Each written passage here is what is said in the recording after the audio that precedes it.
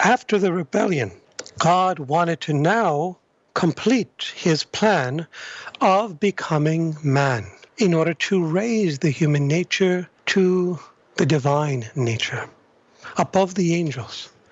So Christ incarnated himself in fallen man. Imagine that. Satan thought that by entering into the Garden of Eden and spoiling God's plan of becoming man through innocent Adam and Eve, that God could no longer go forth with the plan of raising mankind above the angels.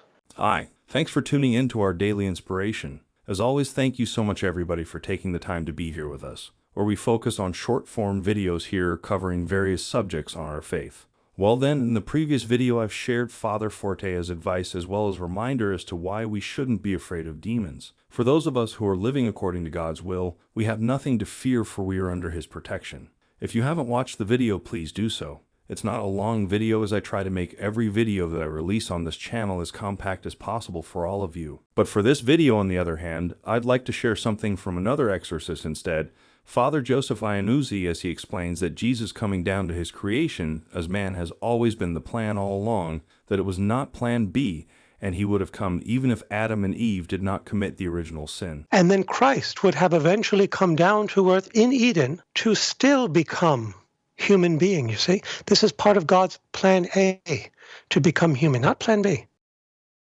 God did not become human because of original sin. No, God was still going to become human even if Adam and Eve had not sinned. So if Adam and Eve had not sinned and passed their test of loyalty in that moment, when they told the serpent to leave, they would have been confirmed in grace and then would have been given the gift of impeccability, much like now the angels in heaven are given. Once they passed the test, they could no longer sin. Before they passed the test, they could sin. But since Adam and Eve did not pass the test, they were banished from Eden. And they bore us, their progeny, in this fallen world, in a wounded state, where when we are conceived, although in God's image and likeness, our intellects, memories, and wills are impaired, whereby we do not see all the ends of our actions, which Adam and Eve and the angels before sin were able to do. And this is why they were only given one test. Once sin ensued, once it entered into the spiritual DNA of mankind, we became ignorant, as St. Augustine puts it. Ignorantia, he writes, Latin word for ignorance, which we became subject to, and concupiscentia, concupiscence, which is the body warring against the soul. So not only is the soul impaired in its faculties of the intellect, memory, and will, whereby it no longer sees all the ends of its actions, but the body now is subject to death, decay, illness, sickness, miscommunication, inability to love as it desires, do as it desires, and it wars against the soul in its desires. Even in that poor plight that we were reduced to because of our parents' original sin, God nonetheless comes down to earth, fulfills his plan in a wounded human generation. 2,000 years ago, he assumes a human nature, just like ours, but without any impairment to the intellect, memory, or will. Just like Mary. Only Jesus and Mary were preserved from the effects of original sin. Now, Mary was conceived without original sin, and Jesus, who is God, was conceived in Mary's womb as God, who knows no sin. Anyway, for the next part of this video is something I'd like to share with you that will hopefully be helpful to you and your family. If you are struggling to pray the Rosary, try inviting a saint to pray with you. Realistically, praying the Rosary can often be difficult for us, as we can become distracted by our many responsibilities. And not only that, the Rosary can even seem boring to many of us, and we would rather do something else with our time. And that's why one way to enrich our time of praying the Rosary is to pray it with a saint in heaven. This is because saints remain powerful intercessors. Being more closely united to Christ, those who dwell in heaven fix the whole church more firmly in holiness. They do not cease to intercede with the Father for us, as they proffer the merits which they acquired on earth through the one mediator between God and men, Jesus Christ. And so by their fraternal concern is our weakness greatly helped. And what's more, the saints will gladly join us in praying the Rosary from their place in heaven. Even though we won't be able to see them and likely won't feel their presence, we may be surprised at the invisible grace that we receive from this practice. So the next time you pray the Rosary, consider inviting a saint to pray with you. And just another one before we get to the end of this video, how St. Paul battled with the devil.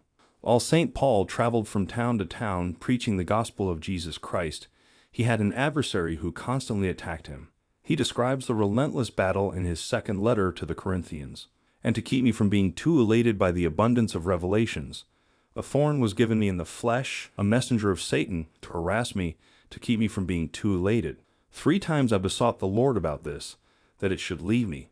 But he said to me, "My grace is sufficient for you, for my power is made perfect in weakness." In other translations, the term messenger is replaced by angel. Scholars continue to debate the exact meaning of Paul's phrase, with some claiming that the messenger was an actual person who gave Paul struggles. Others believe that Paul had a physical form that gave his body great pain. Another possibility is that Paul was speaking about a spiritual enemy, a demon who continually attacked Paul. This last option is something that would be consistent with Paul's letters, as he frequently relates the reality of spiritual warfare. His most famous passage on this topic is from his letter to the Ephesians. "Put on the whole armor of God, that you may be able to stand against the wiles of the devil.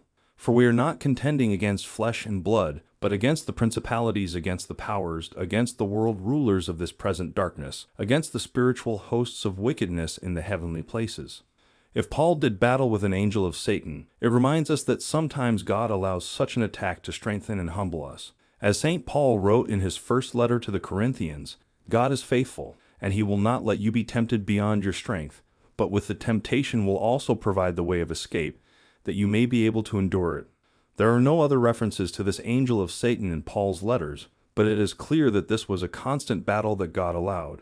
Paul may have struggled much of his life battling this demon, but the good news is that the demon did not have the last say. As he wrote in his second letter to Timothy, "I have fought the good fight, I have finished the race, I have kept the faith. Henceforth there is laid up for me the crown of righteousness, which the Lord, the righteous judge, will award to me on that day, and not only to me but also to all who have loved his appearing." Well then, that will be all for the video this time. Thank you so much everybody for taking the time to be here with us, and as always I hope all of you have learned something useful from this video. Anyway, until the next time, stay safe, stay healthy, and may God bless you. There's no superiority or inferiority in heaven among the 3 divine persons. They're all equal. You may be thinking, wait a minute, didn't Jesus say in the gospel, the Father is greater than I? That was in relation to his human, not divine, but human nature. But in heaven, they're all equal, you see. Christ on earth, Paul tells us, willingly chose to leave, so to speak, heaven, although there is no separability between the Father and the Spirit and the Son. So the Father and the Spirit and the Son are always united, even though only the Son became incarnate in human nature.